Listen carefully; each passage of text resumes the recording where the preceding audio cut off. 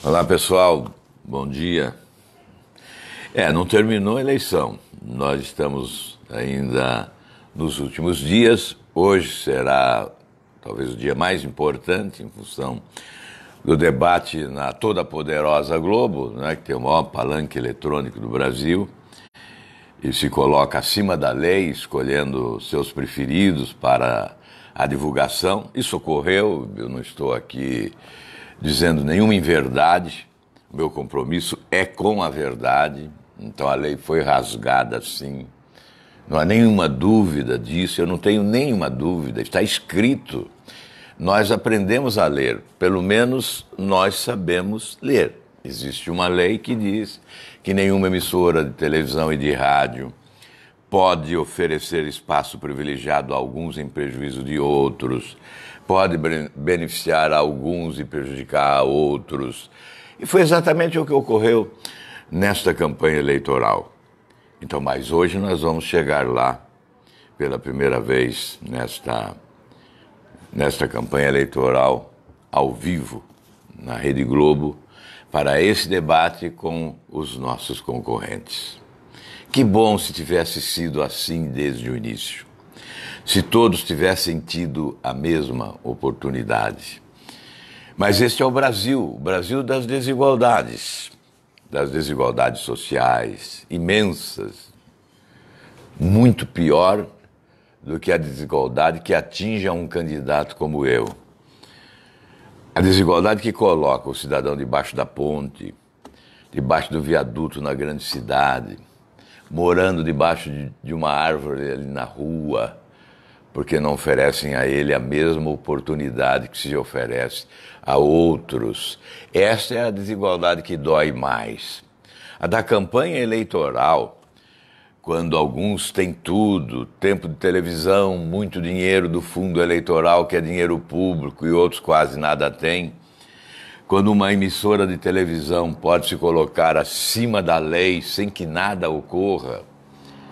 E essa é uma desigualdade que atinge algumas pessoas, que prejudica algumas pessoas.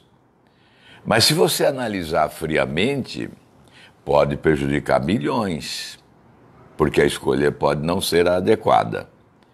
A escolha pode ser infeliz. A escolha pode ser repetição do caos.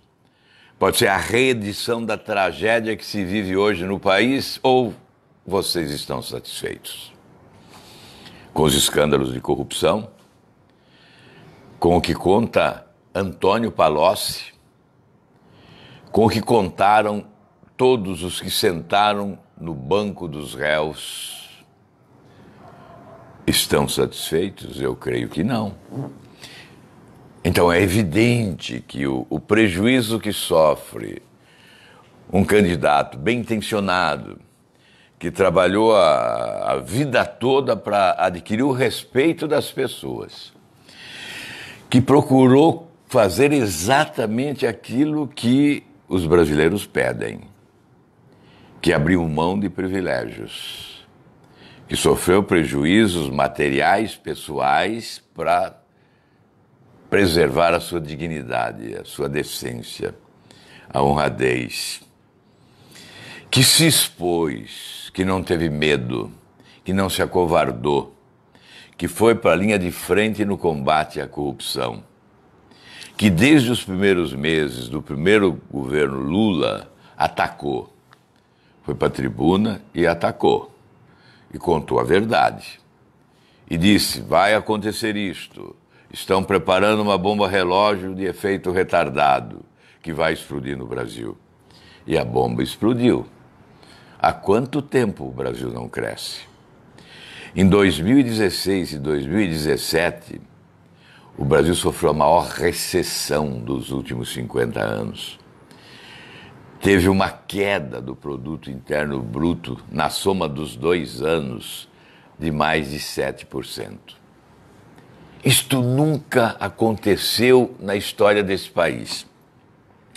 Mas este candidato a presidente estava lá na tribuna dizendo essas coisas. E os escândalos de corrupção que foram revelados pela Operação Lava Jato? Há quanto tempo estava este candidato aqui de número 19 denunciando. Desde 2005. Os desvios do BNDES, desde 2005. Em 2006, o Mensalão, pedindo o impeachment do presidente Lula, porque todas as informações, os depoimentos, os documentos comprovavam ser ele o chefe do complexo e sofisticado esquema de corrupção em nome de um projeto de poder de longo prazo. Eu estava lá, denunciando.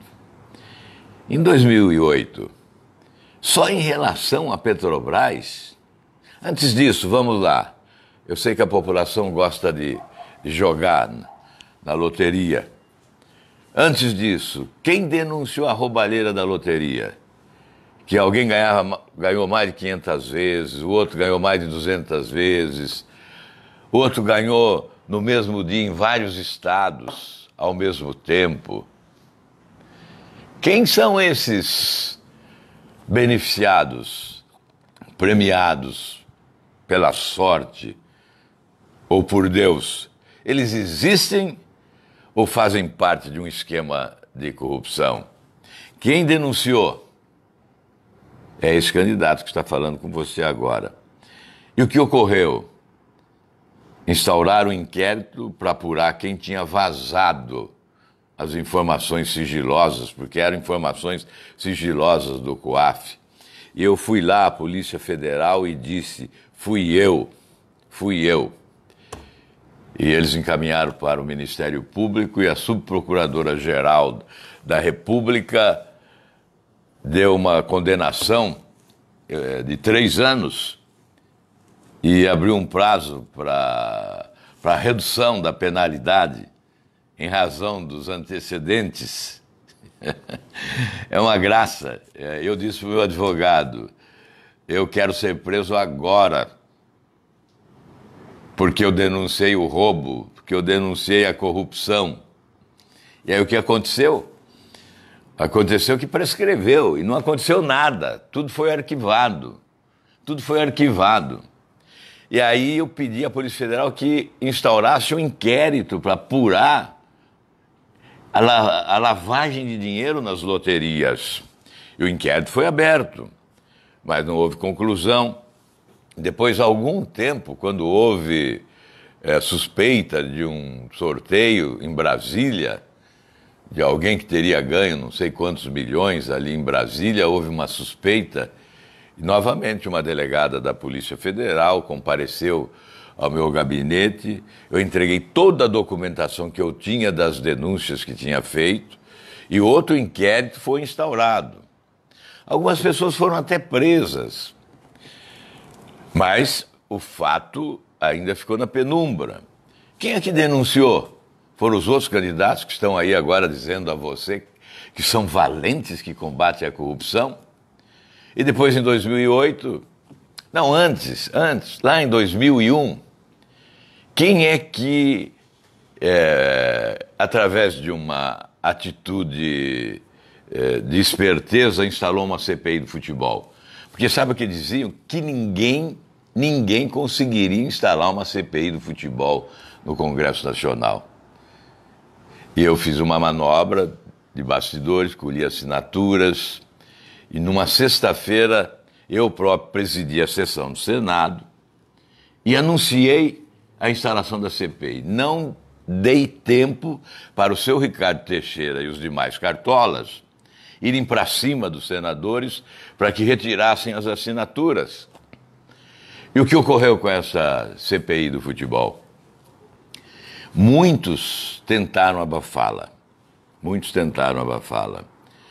Até eu recebi a notícia de um diretor do Palmeiras, que já faleceu, que iria para Brasília um cidadão com uma mala cheia, com 3 milhões de dólares, e que compraria, um que tinha sido já operador numa campanha eleitoral de um presidente da República. Ele iria para Brasília com uma mala cheia, com 3 milhões de dólares, e compraria os senadores para que o relatório final fosse um relatório chapa branca. O que eu fiz? Eu fui para a tribuna e denunciei. Estão dizendo que vem uma mala de dinheiro. Eu não acredito. O senador que votar contra o nosso relatório ficará sob suspeição. E ninguém teve coragem de votar contra o relatório. E o relatório foi aprovado. E esse relatório botou para fora do futebol muitos cartolas. Muitos cartolas. Não vou citar o nome agora. Vários cartolas foram defenestrados. Passaram a responder inquéritos e ações judiciais. Mas o mais importante vem da Europa. Além do Estatuto do Torcedor, que nasceu desta CPI, poucos sabem, porque no Brasil, a nossa imprensa, vende mais jornal, não é? Publicando os escândalos de corrupção. Não vende jornal publicando alguma atitude positiva de um político brasileiro. De forma nenhuma. Se eu tivesse envolvido na Operação Lava Jato, certamente eu seria o mais conhecido do Brasil. Hoje eu sou um candidato chegando no dia da eleição ainda desconhecido por boa parte dos brasileiros. As pessoas não prestam atenção quando se faz o bem. As pessoas só se lembram do mal feito. Essa é uma realidade. Eu estou apenas constatando a realidade. E com muita tranquilidade. E com muita tranquilidade e consciência, principalmente, sabe? Até com muito bom humor. Com muito bom humor. Não há aqui nenhum resquício de mágoa, de ressentimento. Aqui há satisfação do dever cumprido. Então, o reconhecimento veio da Europa. Lá tem um jornalista famoso, Andrew Jennings, escreveu vários livros. O Jogo Sujo do futebol e tal. E nesse último livro que ele escreveu, ele cita o nosso nome 60 vezes na sua obra.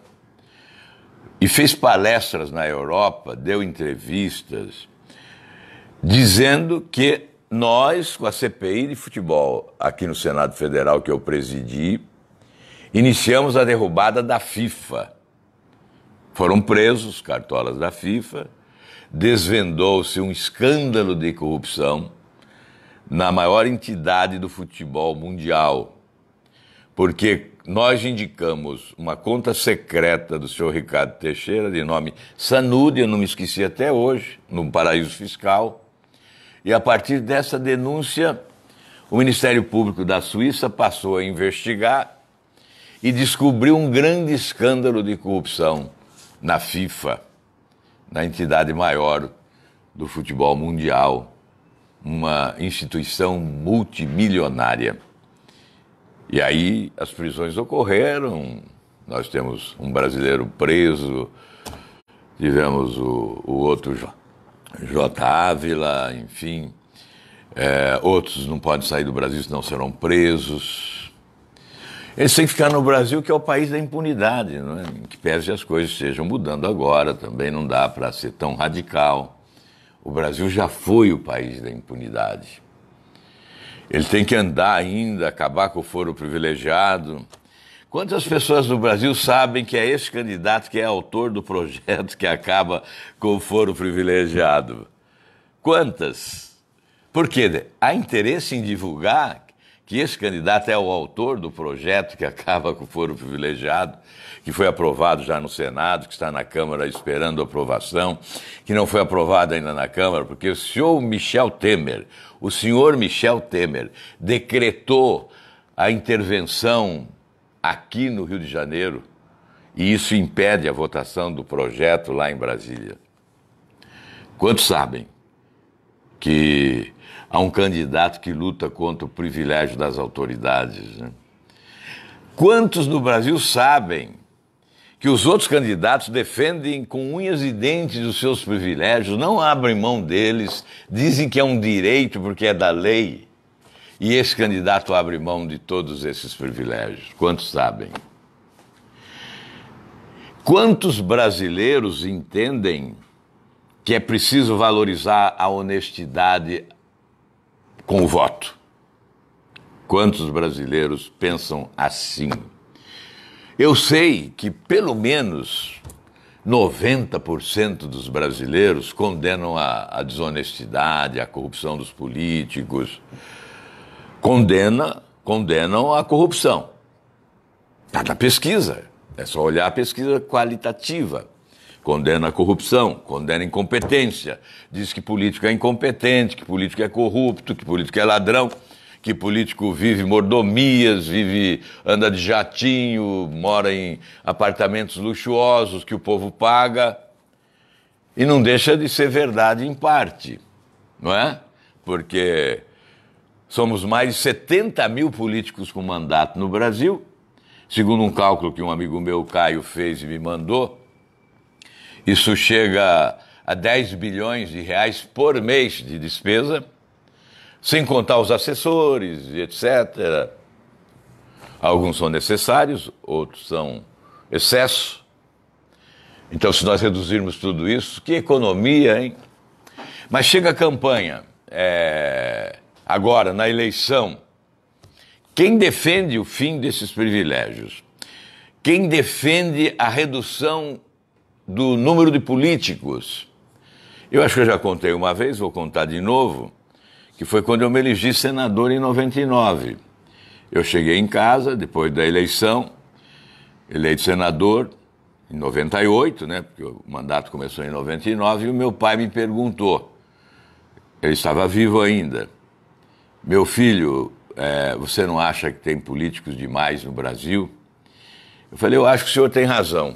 E eu vou lutar para diminuir o número de políticos. Então, desde 99 eu venho apresentando, reapresentando. Meu pai faleceu em 2006. Eu continuei apresentando e reapresentando esses projetos para diminuir os políticos no Brasil. E hoje, como candidato a presidente da República, quantos brasileiros sabem disso? A imprensa divulgou isso? Muito. Ou um pouquinho, notinhas e tal. Então, a população não sabe. Estão desavisados os brasileiros? Muitos estão.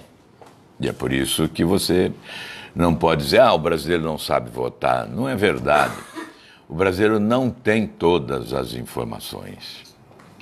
Não conhece os candidatos em profundidade. Quem fez essa luta está aqui à sua frente. À sua frente. E aí eu ouço de muitos. Me desculpem, eu não gosto, mas eu tenho que fazer isso. Eu ouço de muitos. Você é o melhor candidato, mas você não tem chance. O Ibope diz que você está lá embaixo. Então acredite no Ibope e ajude a assassinar o Brasil. Isso é um assassinato. Querem assassinar o país. Querem assassinar o Brasil? É necessário assassinar o país? Essa é a pergunta que eu faço. Querem que eu seja coadjuvante de um assassinato, cúmplice de um assassinato? Eu não serei. Os que querem assassinar o Brasil assumam a responsabilidade. E eu não serei assassino desse país. Eu defendo o eleitor. Ele sabe votar sim, se chegar a ele a informação correta, se ele não for iludido pela mentira. Olha aqui, distribuição de fake news dispara na reta final. Apenas em uma rede social, 35 conteúdos falsos foram compartilhados 400 mil vezes. Então, é evidente que há uma confusão na cabeça do brasileiro. Mas eu falei há pouco das desigualdades. Olha aqui, até na charge. Só alguns candidatos aparecem. Então, isso aqui é divulgação. Isso aqui é divulgação. Divulgação que desrespeita a lei. Porque a lei diz que todos são iguais. A lei está errada? Mudem a lei. Não são poderosos?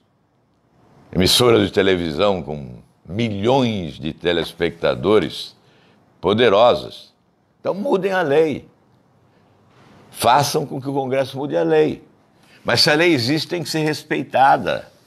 Porque se eu sou candidato pensando na existência de uma lei que vai me proteger os meus direitos.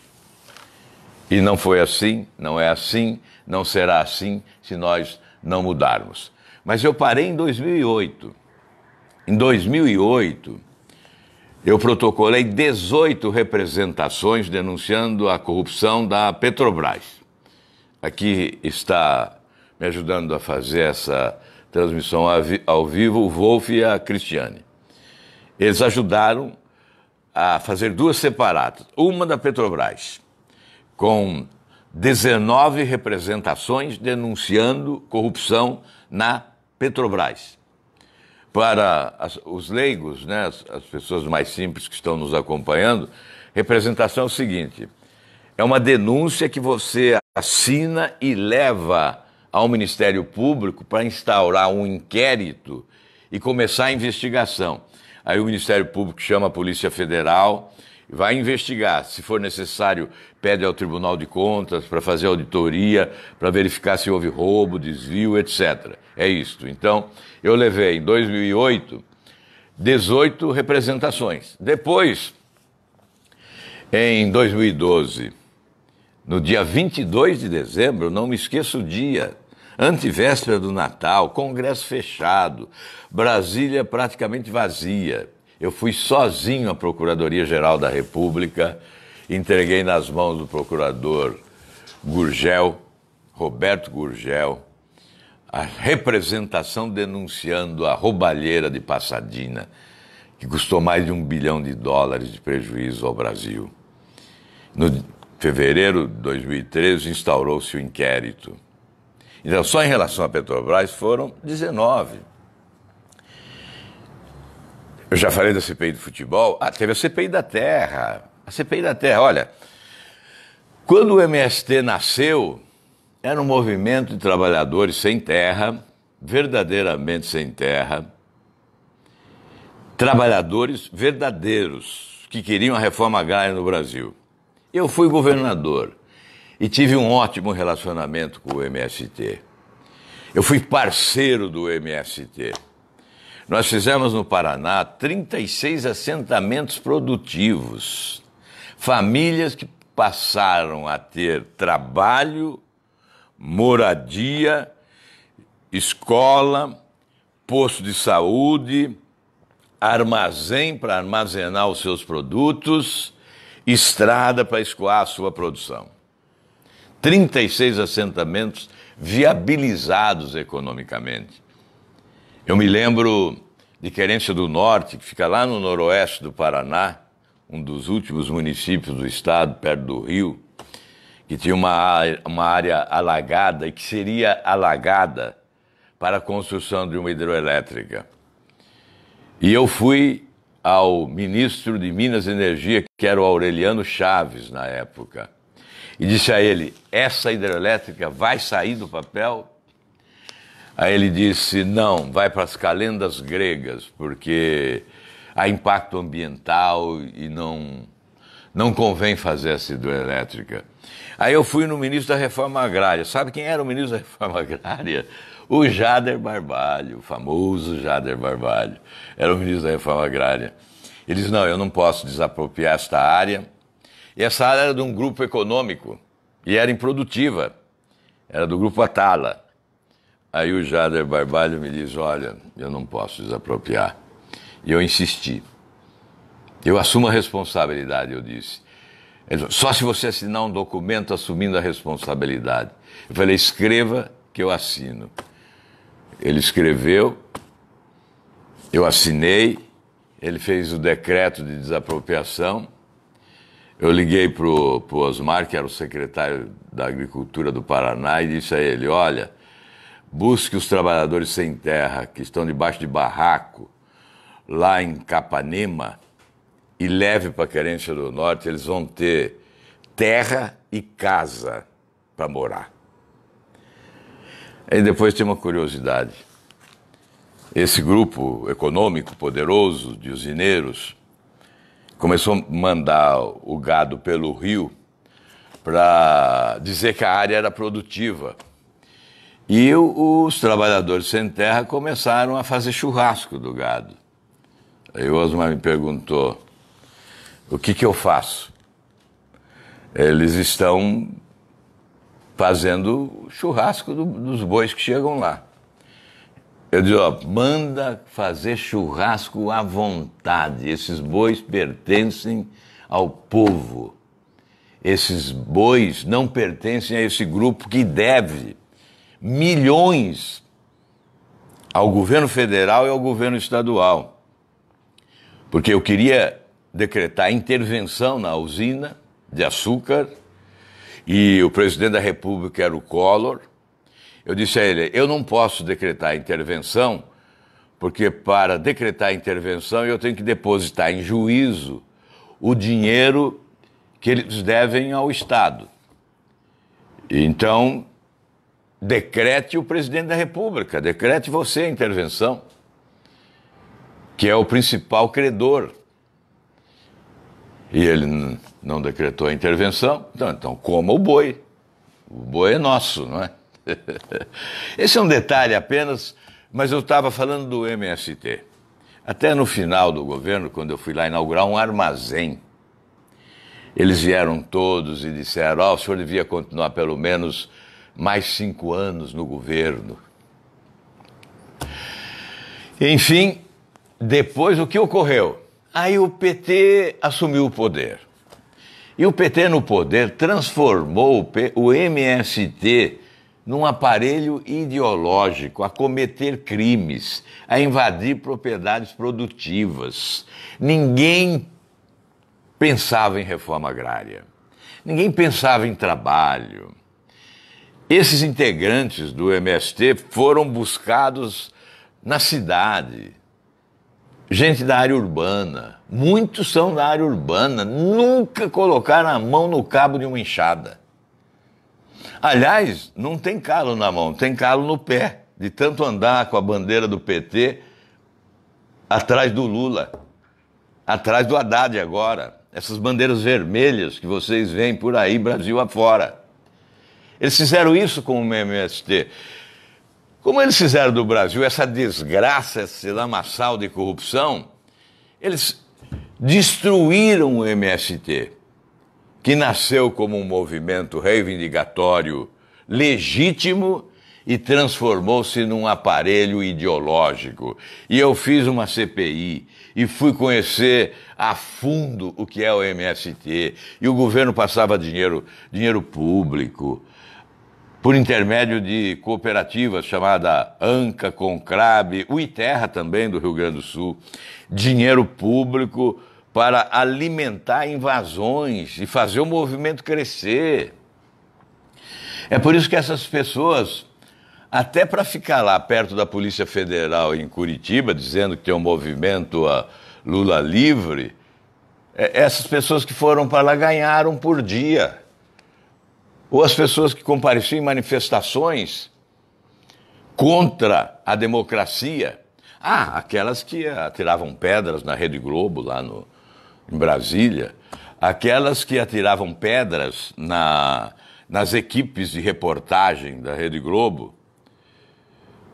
Aliás, teve até a morte de um cinegrafista tristemente assassinado aqui no Rio de Janeiro, um cinegrafista da Bandeirantes. Precisa lembrar dessas coisas. A memória é curta. A gente vai esquecendo. Então agora, por exemplo, o Haddad, que representa quem está preso e que comanda toda esta organização criminosa, está abraçadinho à Globo. Está abraçadinho, feliz da vida. Toda noite no Jornal Nacional. Não é? Uma maravilha. Mas eles tacavam pedras. Eles atiravam contra os carros da Rede Globo, de jornalistas que estavam trabalhando honestamente, de cinegrafistas que estavam trabalhando honestamente. Então essa gente que quer voltar. Hoje estão em lua de mel com a Rede Globo. Depois, a primeira crítica, eles mandam tacar pedra. Eles vão atirar pedra. Na primeira crítica, eles vão atirar pedra. Então, roubaram também dinheiro público para alimentar as invasões de terra, para invadir propriedade privada, rasgar a Constituição do país, desrespeitar o direito à propriedade, destruir o sonho de lavradores que nasceram trabalhando, amanhecendo na madrugada chuvosa ou amanhecendo nas madrugadas tristes de quem vive dificuldades incríveis com a falta de chuva, o excesso de sol, a praga que comeu a produção, o prejuízo que vai ter, a conta no banco que não conseguirá pagar, essas coisas todas, invadindo a propriedade dessa gente. Eu estou dizendo isso porque quando cheguei ao governo do Paraná, eu tive que tirar do leilão em praça pública centenas de pequenas propriedades do Vale do Ivaí, no Paraná, que estavam sendo leiloadas porque os seus proprietários não conseguiam pagar o banco. E eu fui e suspendi os leilões na primeira semana do meu governo, trouxe a dívida para o Banco do Estado do Paraná, que era banco público, e conversei com os proprietários, estabeleci um cronograma de rolagem desta dívida e eles não perderam as suas propriedades. E quantos eu encontrei pelos caminhos nos últimos anos, emocionados, abraçando e dizendo muito obrigado. Você salvou a minha propriedade, o meu sonho, você salvou a minha família. Tirou das garras dos bancos. Você me tirou das garras dos bancos. E hoje o meu sonho seria tirar o povo brasileiro das garras dos bancos brasileiros. 5 bancos respondendo por 94% do crédito no país. Ou se você quiser 4, por 82% do crédito.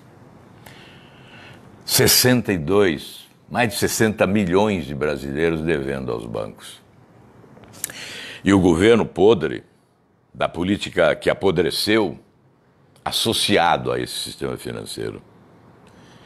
E os banqueiros felizes, rindo à toa. 2 são candidatos. Aliás, um deles é o mais sorridente, né? Mais jovem, mais sorridente e mais rico. Se aproveitou bem desse período de prosperidade bancária no Brasil, né? Tem um que diz, não, eu não sou banqueiro, eu sou bancário. Eu nunca vi bancário com mais de 300 milhões declarado ao imposto de renda. Que bancário é esse, né? Você que é bancário aí, dá para você juntar 300 milhões na sua conta bancária num curto espaço de tempo? Então, estão brincando com o Brasil. Alguns aceitam a brincadeira, eu não aceito. Alguns querem que o Brasil continue desse jeito, eu não quero. Eu convido aqueles que não querem para caminhar conosco. O que não é possível é reclamar a vida inteira, dizer que tudo está ruim, que ninguém presta, que político nenhum presta. Aí chega a hora do voto, que é a hora que você tem a arma na mão para disparar a bala de prata, você joga fora. Aí diz, fulano não tem chance, o Ibope falou, mas quem é o Ibope? Quem é o Ibope? Não é? O outro instituto, aliás, hoje tem banco que deveria estar sentado no banco dos réus, está fazendo pesquisa. Já teve diretor preso, envolvido com Odebrecht, envolvido com Lava Jato e tal, e fazendo pesquisa. Acho que é o 5º maior banco do Brasil, não sei, o 6º. É um grande banco aí. Não vou falar o nome, não. Não vou falar o nome. Ah, não, vocês querem que eu fale o nome? Então eu vou falar. É o Pactual. BTG Pactual. Hoje faz mais pesquisa do que recebe clientes no balcão do banco. Por quê? Por que tanta pesquisa, hein? Por que fazer? Vai lá responder. Na Operação Lava Jato, a questão da Odebrecht, a questão do André Esteves que foi preso, enfim. Essas coisas que vocês têm que responder e não fazer pesquisa para tentar levantar, para tentar iludir o povo brasileiro, dizendo que aqueles que vocês preferem para continuar nesse sistema corrupto é que vão se eleger. E que os outros que brigam com vocês, porque brigam com a corrupção, não têm chance. Agora, nós somos uma democracia. Nós estamos vivendo ainda um tempo de impunidade. Então, tudo bem. Mas o eleitor tem que ser inteligente. Por que a gente, desde o início da campanha, está falando, abre o olho? Por quê? Porque se não abrirmos o olho, seremos coniventes desse estado de coisa terrível, né, dessa barbaridade que nós estamos vivendo no Brasil. Então eu quero agradecer muito aos que apoiam, aos que acreditam. Eu sei que tem gente desanimada, iludida, achando, não dá mais, não vai dar. Dá sim. É até domingo. Até domingo dá para fazer muita coisa. E eu quero pedir a você exatamente isso. Que você faça o possível. Acredite. E eu acredito. Eu acredito. Aliás, é a torcida do Atlético lá de Minas Gerais que lançou Eu Acredito e acabou ganhando o título sul-americano de futebol quando poucos acreditavam. Aliás, em 2012, o Corinthians foi campeão mundial quando poucos acreditavam, né? Achavam que o futebol inglês, que o futebol da moda, o grande futebol, muito dinheiro, o Chelsea tinha um timaço, vai ser campeão mundial.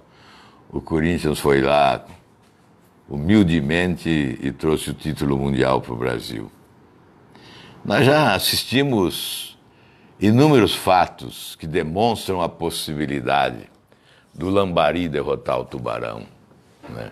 Nesse caso, porque nos nossos rios existem mais lambaris do que tubarões, e em matéria de eleição o que vale é a quantidade de voto. Então, se nós temos mais lambaris do que tubarões, quem sabe isso pode acontecer. Mas a Bíblia traz alguns ensinamentos importantes. Começa lá com José do Egito, mas eu prefiro, já que eu fui a Israel em fevereiro e revivi a minha fé lá num local sagrado, né? Passei por aquelas rampas onde Cristo carregou a cruz até ser crucificado, morto e sepultado no Santo Sepulcro. Quando eu estive lá, eu revivi a fé. É evidente que nem sempre nós alimentamos a nossa fé. Eu tive essa oportunidade de reviver no final de fevereiro a fé, que não perdi não, mas fortaleci, robusteci, fortaleci. E lá eu revivi a história de Davi contra Golias, que você conhece. Debocharam do Davi quando ele apareceu e disse, eu enfrento esse grandalhão. Eu enfrento esse grandalhão. Aí quiseram dar uma arma pro Davi. A arma. Davi falou, não, eu tenho a minha arma. E ele, numa única pedrada na testa do grandalhão, o derrotou, né? Então, o Davi derrotou Golias. E você não vai acreditar que é possível derrotar esses barões da corrupção no Brasil e os seus representantes? Porque tem que perguntar aos candidatos aonde vocês estavam quando o Brasil estava sendo assaltado. Eu sei onde eu estava. Se você prestou atenção, você também sabe. Se você acompanhou os últimos anos, você também sabe. Lá no meu estado, principalmente, quem me acompanha Desde o governo, não vou exigir que alguém tenha me acompanhado como vereador, como deputado estadual, como deputado federal, mas como governador, certamente todos acompanharam. Então, os que acompanharam sabem onde eu estava a cada momento, a cada passo da minha trajetória política. E olha, se alguém encontrar o lugar errado, então me diga, que eu vou pedir perdão. Ah, você estava num lugar errado. Eu nunca estive em lugar errado. Nunca estive em lugar errado. Eu só apoiei um governo 7 meses. Além do meu governo de 4 anos, eu apoiei o governo Fernando Henrique do segundo mandato 7 meses apenas.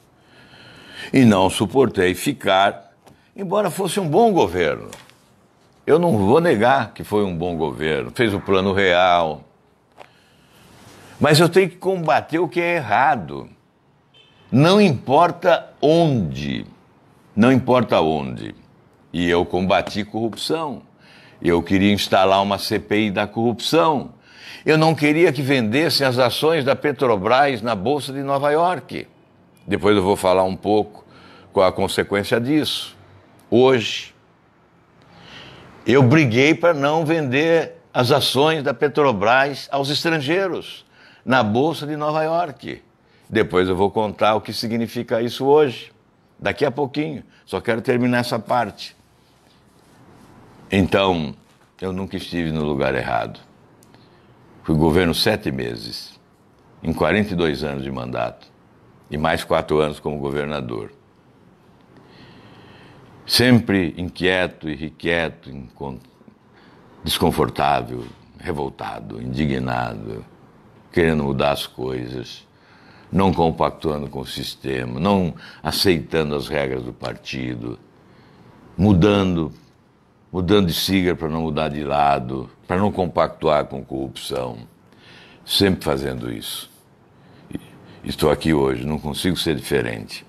Então, se você algum dia me viu em algum lugar errado, pode dizer, eu vou pedir perdão.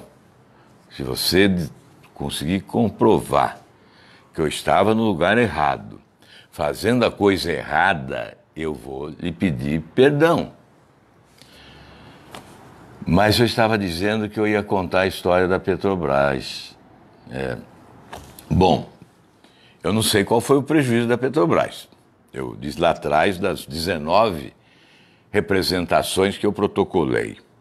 E que depois que chegou a Operação Lava Jato, ela tirou o tapete e começou a mostrar sujeira por baixo do tapete. Então, aí começou a revelar, bilhões foram devolvidos à Petrobras, mas que ficam muito longe dos bilhões que foram roubados da Petrobras. Vocês imaginam, roubaram tanto que na eleição de 2010 gastaram 600, para economizar tempo, na eleição de 2010, 2014, gastaram 1 bilhão e 400 milhões de reais para roubar a eleição. Então, quem gasta 1 bilhão e 400 milhões não ganha, rouba. Isso é roubo. Isso não é vitória, isso é roubo. Roubaram a eleição. Roubaram a eleição porque antes roubaram o dinheiro para roubar a eleição. Roubaram o dinheiro do povo para roubar a eleição do povo. E depois que roubaram a eleição do povo, continuaram roubando o povo. Não só na Petrobras, em todas as áreas.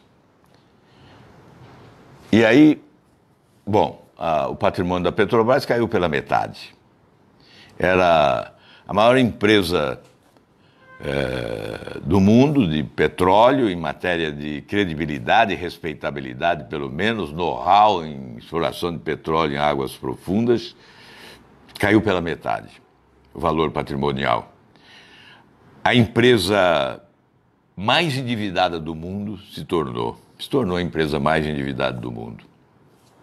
E agora, na semana passada, fecharam um acordo, é isso que eu queria dizer, da venda de ações da Petrobras em Nova York. Agora, você pode saber quem tinha razão. Quem foi para a tribuna e gritou porque o seu projeto não estava sendo aprovado, porque naquele momento estavam batendo um martelo na Bolsa de Valores de Nova York, vendendo ações da Petrobras. E jornalista me esculhambando. E deputado do PSDB, que depois se tornou até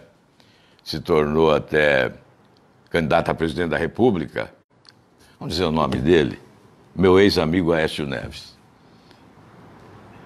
Ele disse que eu tinha que ser expulso do partido, porque eu não queria que vendesse ações da Petrobras na Bolsa de Nova York. Pois bem, com essa roubalheira que houve na Petrobras e derrubaram o valor da empresa pela metade, aqueles acionistas que compraram aquelas ações moveram uma ação contra o governo brasileiro. E o governo brasileiro, por intermédio da Petrobras, fez um acordo de 20 bilhões de reais. O governo brasileiro, por intermédio da Petrobras, vai entregar 20 bilhões de reais para suspender a ação criminal que transita na justiça americana. E lá não se brinca com a lei, lá se respeita a lei. Então fez-se este acordo. E nesse acordo é interessante, não vai aparecer os nomes dos ladrões, aparecem números, mas eles são conhecidos na Operação Lava Jato. Então, 20 bilhões para suspender esta ação. O que significa isso? Vamos fazer a conta. Já fizeram para mim ontem. O Paulo Rabelo de Castro, que é economista do ano, ontem eu jantei na casa dele aqui no Rio de Janeiro, ele fez essa conta. São 20 bilhões, daria para construir 200 mil casas, onde morariam 4 pessoas. São 800 mil pessoas. Com esses 20 bilhões, 800 mil pessoas teriam casa para morar. Sabe o que é isso? É uma Maceió inteira. É mais do que Aracaju, é mais do que Campo Grande, é mais do que Florianópolis. Eles roubaram com isso, esse é um roubo de uma capital brasileira, equivalente a uma capital brasileira. É como se eles levassem toda a população de Maceió, inclusive o Renan Calheiros e o Collor de Mello juntos, lá para Nova York. Eles levaram embora. É como... Simbolicamente é isso que fizeram. Para as pessoas entenderem o que significa isso, jogar fora 20 bilhões, jogar pela janela 20 bilhões, é isso que eu estou dizendo. Dá para construir 200 mil casas para morar o casal e 2 filhos, portanto 4 pessoas. Faz a conta, isso significa 800 mil pessoas. Várias capitais brasileiras não têm 800 mil habitantes. Então levaram embora. E o que nós vamos fazer? Votar nessa gente? Dizer, fulano não tem chance, então eu vou votar em alguém para afundar o Brasil ainda mais. Quanto mais querem perder? Quanto mais querem destruir? O que querem fazer com esse país? Eu estou cumprindo o meu dever, eu estou dizendo a verdade. Você pode registrar, você pode guardar o que eu estou dizendo. Eu disse lá atrás, muita gente não acreditou, e hoje vai lá no YouTube, você encontra os discursos, as ações que desenvolvi nessa direção, as CPIs. Lembra que na CPI dos bingos, eu lutei para mostrar áudios e eles não queriam de forma nenhuma, brigaram, foi um tumulto geral na CPI, não é? Aí eu falei no debate recentemente sobre isso, do rastro de sangue, dos crimes, Toninho de Campinas, o Celso Daniel de Santo André, 7 testemunhas, eram pessoas simples, um motorista, garçom, tal, mas seres humanos, com família. Deixaram viúvas, órfãos e foram sepultados no túmulo da impunidade petista para acobertar os grandes criminosos, porque foi queima de arquivo. Os irmãos do Celso e Daniel contam isso com todas as letras. Eles tiveram que ir embora do Brasil. Foram embora do Brasil. O dinheiro ia num carro preto, no porta-mala, até um comitê em São Paulo. Como em 2002, aquele dinheiro que chegou de Cuba, num avião, em caixas de uísque, até hoje não se explicou isso, desceu em Viracopos, de Viracopos foi para um aeroporto no interior do Mato Grosso, de lá foi para o porta-mala de um carro, a Veja contou tudo isso na época, e de lá foi para um comitê lá na Vila Mariana, em São Paulo. Tudo isso aconteceu. Agora, recentemente, não estou fazendo nenhuma acusação, mas é uma coincidência, né? A Guiné Equatorial teve a sua dívida perdoada, né, no governo Dilma. E o que aconteceu? Agora chegou um avião também em Viracopos e a Polícia Federal, cumprindo seu dever, embora não quisessem permitir, abriu malas e encontrou só 16 milhões de dólares. Não sei o que esse dinheiro veio fazer no Brasil nessa hora, né? Hora da campanha, né? Coincidência. Aliás, a Guiné Equatorial, ditadura, foi homenageada aqui por uma escola de samba no Rio de Janeiro. Tem tudo a ver, não tem? Tem muita ligação, os fatos. Aliás, eles queriam perdoar a dívida também da outra Guiné, a Guiné-Bissau, Gabão, Costa do Marfim, ditaduras africanas, ditadores que possuem bilhões em imóveis em Nova York e que esmagam os seus povos na pobreza, e o Brasil manda o nosso dinheiro para lá e depois perdoa a dívida. Qual é o candidato a presidente que denunciou tudo isso? Quem é que interrompeu a aprovação desses projetos que perdoariam a dívida desses países? Quer uma sugestão? Vai na minha página do Facebook, porque esses dias houve uma divulgação de um momento destes. Eu estava mais novo um pouco, mas está lá. E aí? O que mais? Agora, quem denunciou? Qual foi o candidato? O que está em primeiro lugar ou o que está em segundo? Que denunciou esse envio de dinheiro para o exterior, para Cuba, para fazer aeroporto de Mariel, para fazer aeroporto em Moçambique, o Porto em Mariel, aeroporto em Moçambique, o metrô em Caracas, hidroelétrica na Venezuela, dinheiro para o Hugo Chávez, dinheiro para o Maduro, muito dinheiro para alimentar essas ditaduras corruptas, sanguinárias, esmagadoras da população. Dinheiro brasileiro, dinheiro nosso, foram 716 bilhões. Eu denunciei tudo isso. Talvez o meu vídeo que mais viralizou na internet foi esse, dessa denúncia desse dinheiro do BNDES que ia para lá. Agora eu pergunto, onde estavam os outros candidatos? Você não vai encontrar nenhum, da esquerda à direita. Você só vai encontrar o número 19, que em todos os momentos brigou contra esse sistema. Os outros não brigaram. Os outros pertenceram ao sistema, foram ministros. Teve gente que foi ministro dos 3 governos.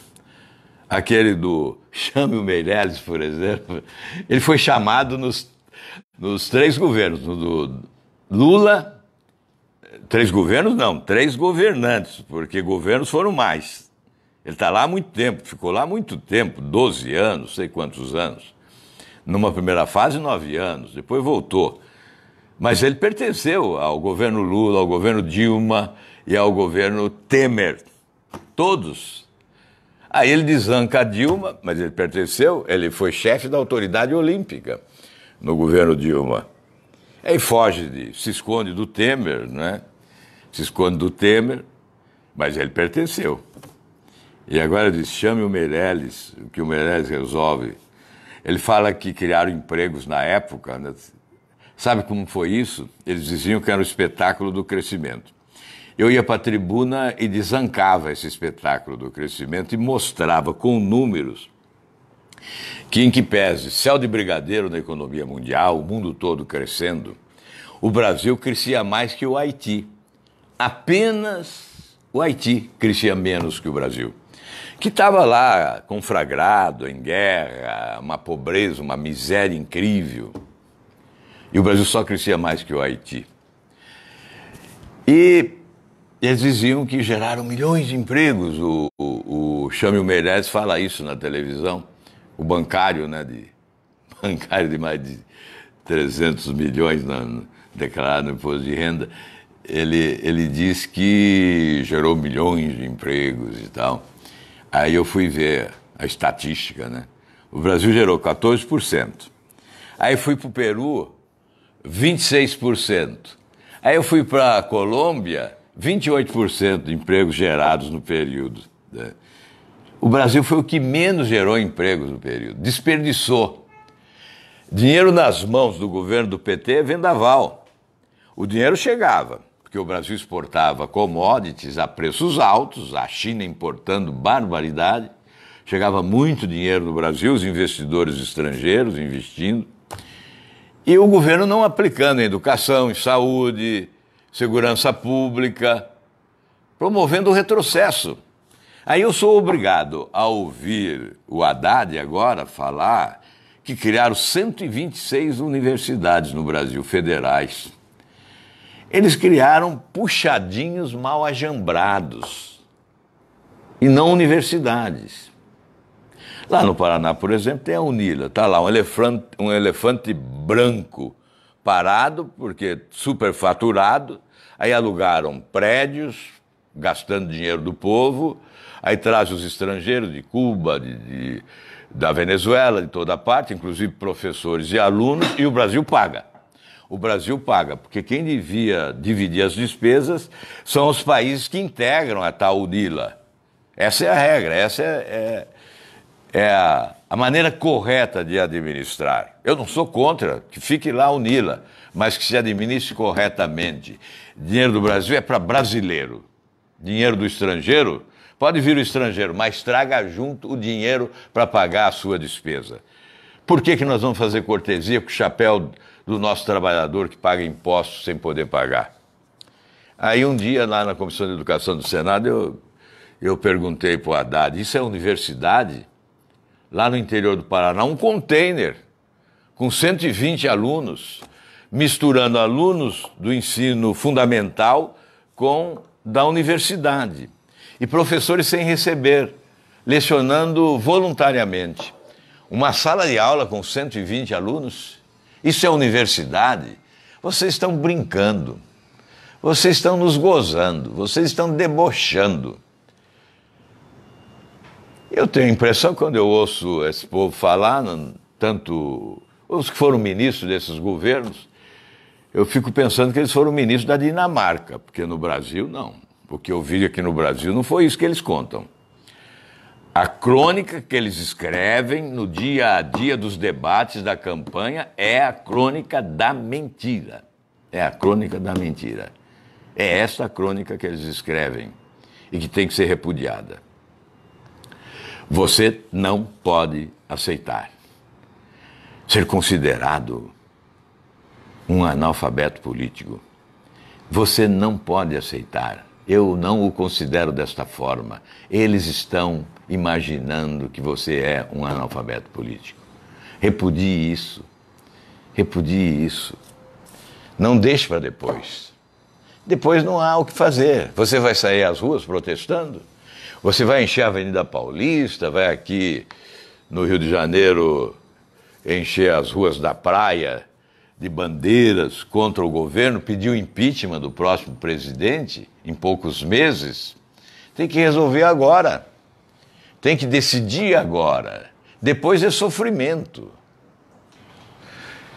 Olha, eu quero concluir, acho que já falei demais, né? eu quero concluir essa live, mas é preciso chamar a atenção. Tem tempo ainda, tem tempo. Sobre os institutos de pesquisa, eu só vou falar depois da eleição. Depois da eleição eu vou falar sobre os institutos de pesquisa. Há alguns anos eu preparei um projeto para legislar sobre institutos de pesquisa.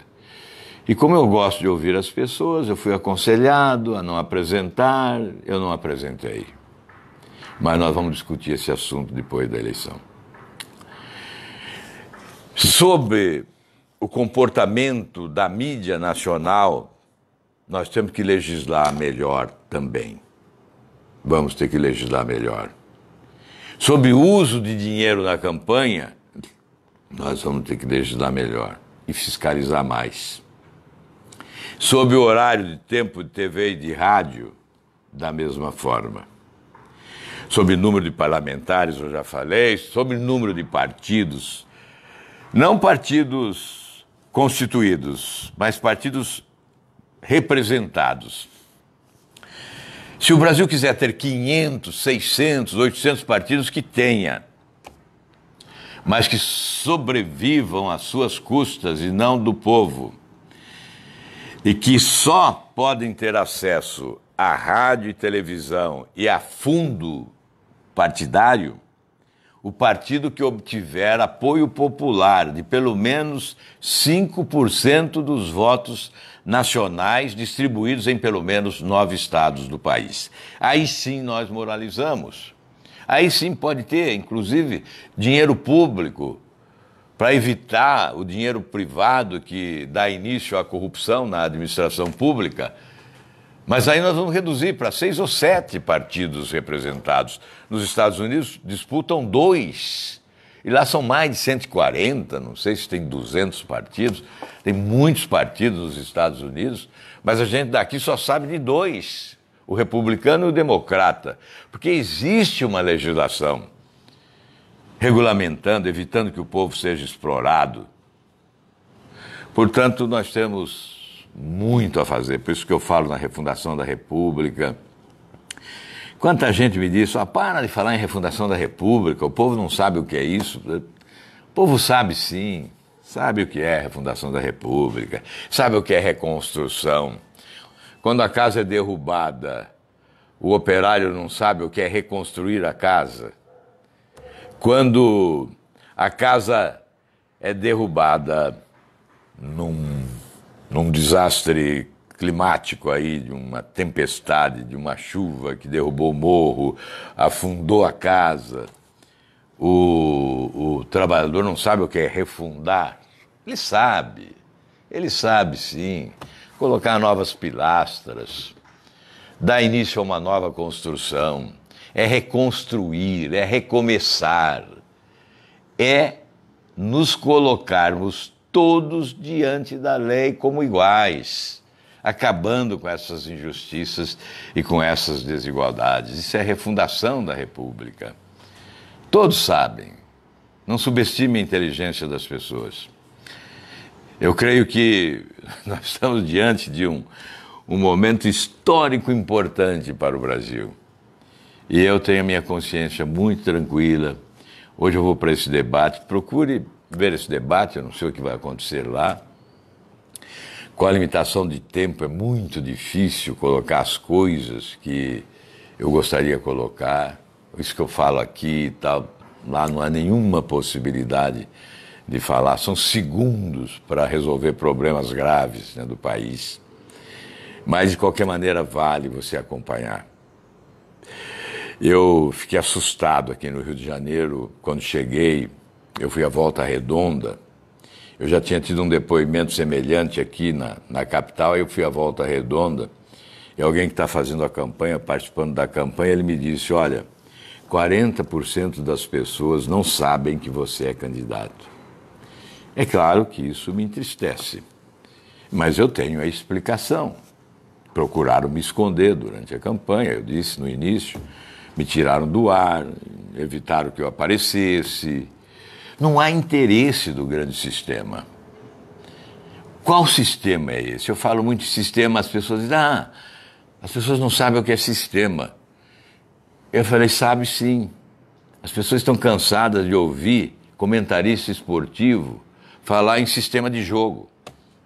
Em sistema de jogo.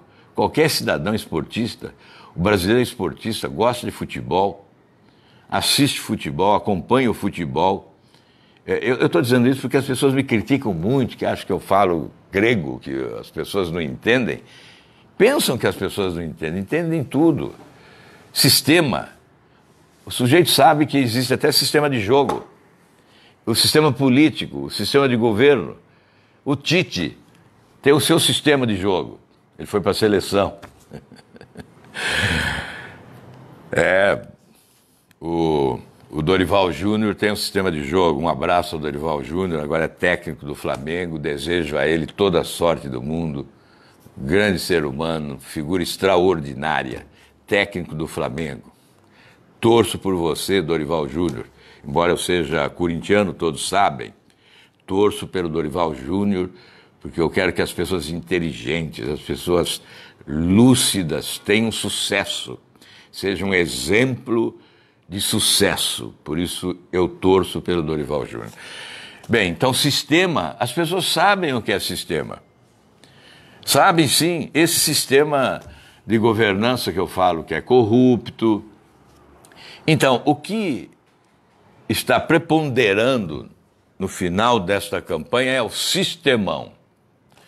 Eu vou concluir com isso, com essa história. O que é esse sistemão? Esse sistemão envolve parte da elite econômica. Dizem que a elite é burra. Não, a elite é inteligente. Ela busca os seus próprios interesses, não é? Então ela olha o seu próprio umbigo, não enxerga além. Eu não estou generalizando, me desculpem. Eu estou falando parte da elite econômica, porque parte da elite econômica é de gente inteligente, de gente que pensa no Brasil. Mas parte da elite econômica é tão podre quanto parte da política. Eu sou político e estou dizendo, parte da política é podre, apodreceu. Parte da elite econômica é podre, apodreceu. O sistema financeiro é implacável.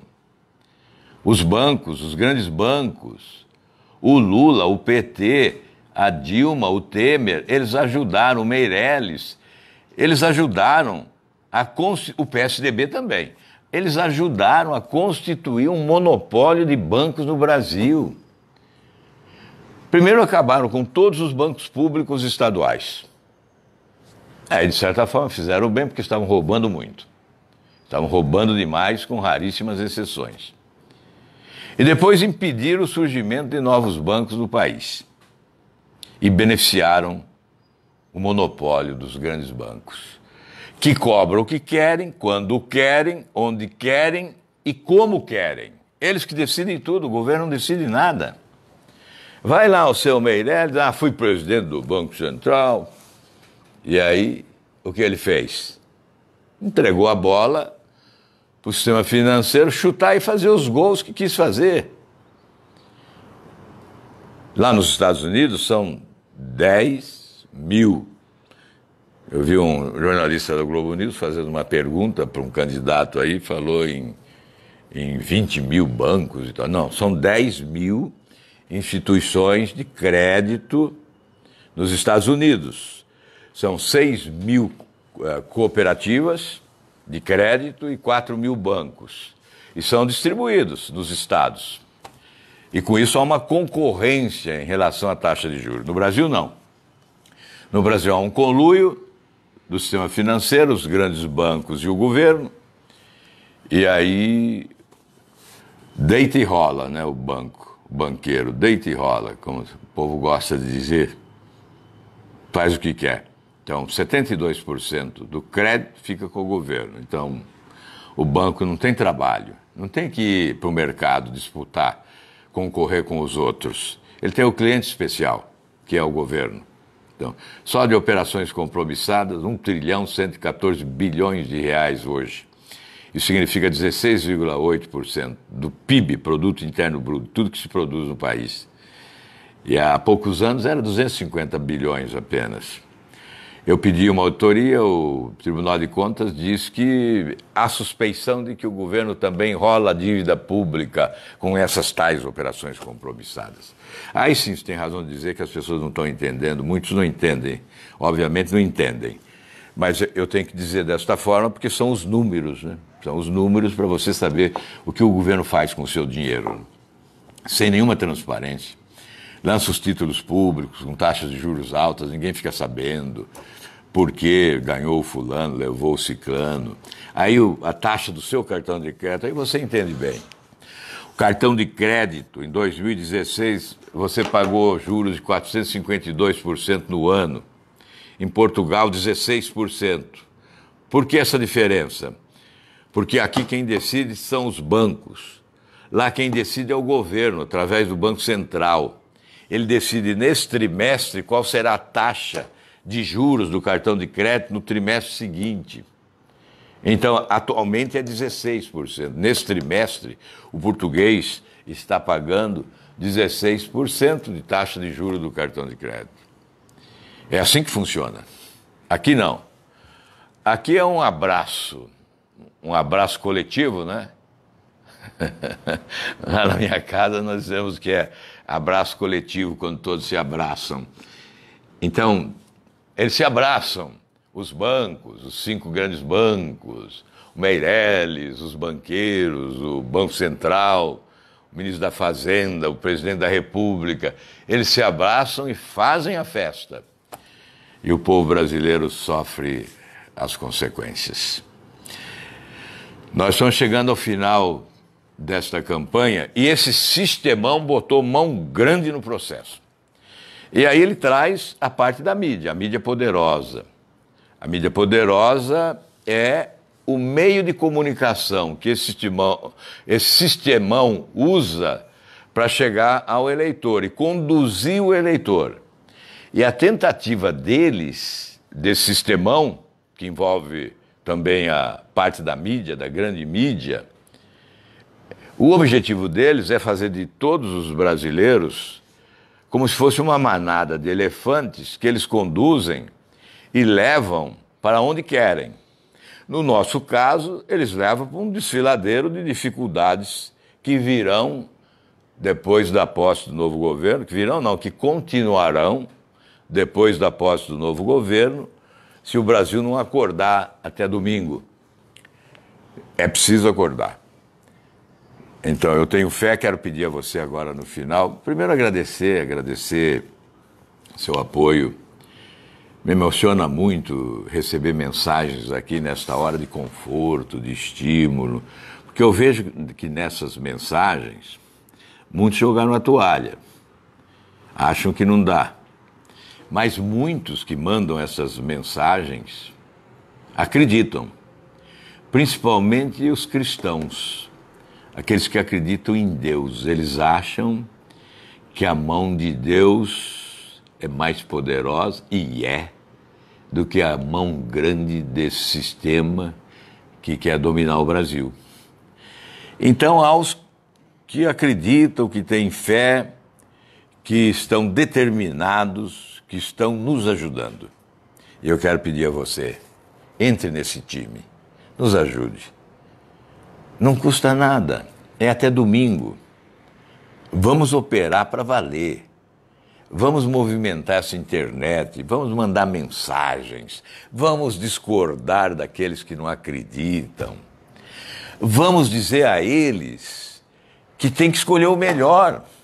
Olha, se não for eu, que seja outro. Se você acha que eu não sou o melhor, vote em quem você acha que é o melhor. Mas não vai votar na fanfarronice, na valentia oportunista, não vai votar na organização criminosa. Eu estou apenas tentando ajudar. Estou aqui nesse enfrentamento duro, vocês não imaginam, eu ainda vou escrever sobre essa eleição. Eu vou contar toda a história desta eleição. Mas os melhores capítulos serão de solidariedade, de amor, de respeito. Os melhores capítulos não serão do ódio das pessoas, da intolerância, da violência, da prepotência, da arrogância. Os melhores capítulos não serão aqueles escritos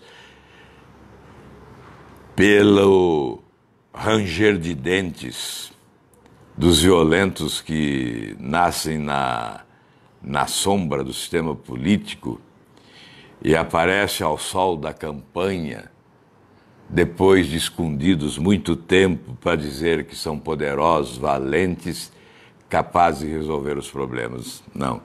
Os melhores capítulos serão escritos pelo que aprendi nas ruas, na emoção das pessoas, na sabedoria popular, na história ou na crônica do drama vivido por cada brasileiro sofrido como vítima da incompetência e da corrupção, de governantes despudorados, despreparados, incompetentes e desonestos, mal formados moralmente e eticamente. Então, os melhores capítulos contarão a história da gente brasileira.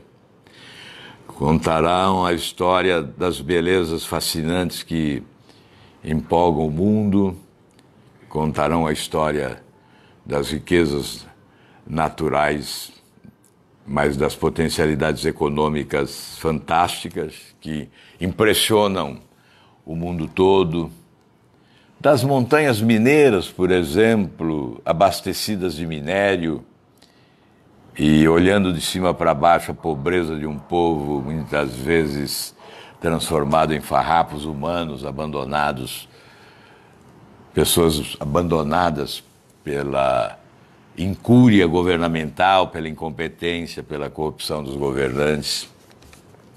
Há muito a se escrever. A crônica de um país injustiçado. A crônica de um povo vilipendiado. A crônica de um povo a quem se recusa as informações adequadas. A crônica dos poderosos? Não, nós vamos escrever a crônica das vítimas desses poderosos. Eu quero agradecer o seu apoio, quero pedir de coração, nos apoie agora, porque se eventualmente eu for eleito, e isto é possível, se você desejar, se você acreditar, é possível ser eleito no próximo domingo. Se isto ocorrer, eu vou trabalhar duro 4 anos para mudar a história do Brasil a seu favor, sem deixar ninguém para trás. Muito obrigado, um grande abraço.